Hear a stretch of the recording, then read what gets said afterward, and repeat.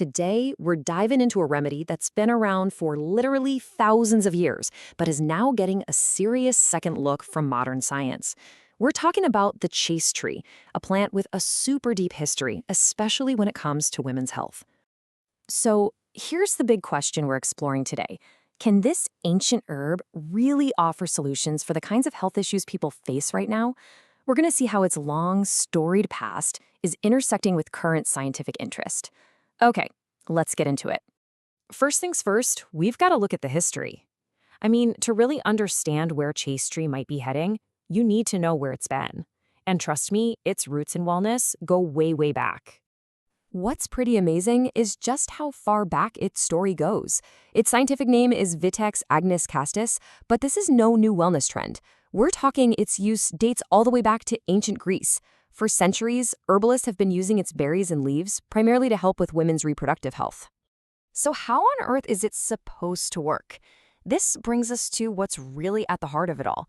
It's basically like a hormonal balancing act happening inside the body.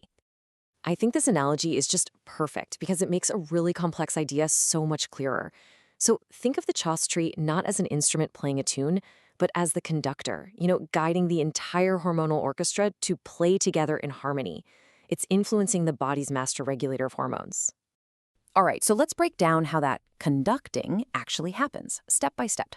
First, it has an effect on the pituitary gland. From there, it influences this really key player called luteinizing hormone. Now, what's so crucial to understand is this.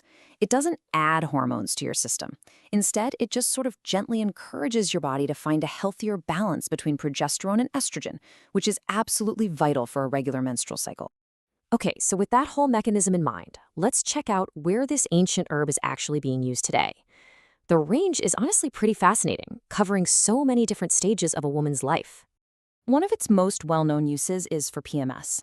The thinking is that it helps normalize prolactin levels, which could bring relief from both the emotional stuff you see here, the mood swings and irritability, and the physical symptoms like bloating and breast tenderness.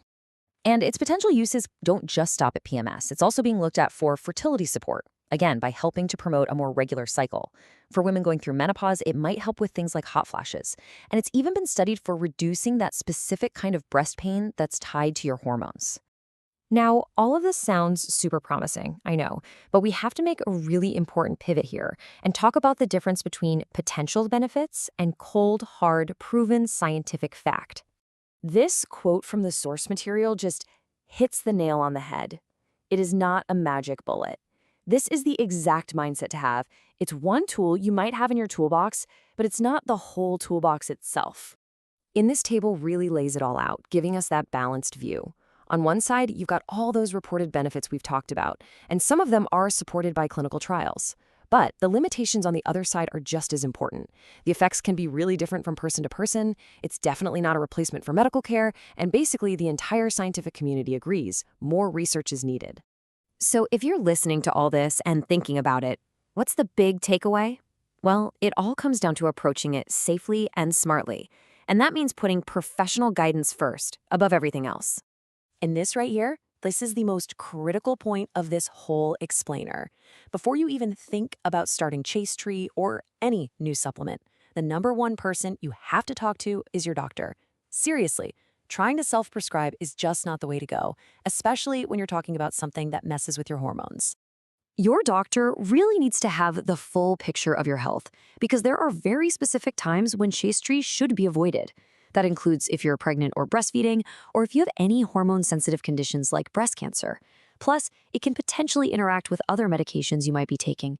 And like pretty much anything you put in your body, there can be side effects.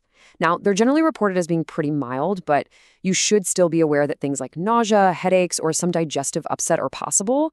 That's actually why a lot of doctors recommend starting with a really low dose just to see how your body reacts. So, we kind of end where we began. Chaste Tree really sits at this fascinating crossroads of ancient tradition and modern science. And it leaves us with this big question to chew on as we look to the future. Is the most effective path to wellness going to be a thoughtful blend of this ancient wisdom, but backed by the tough standards of modern research? That's definitely something to think about.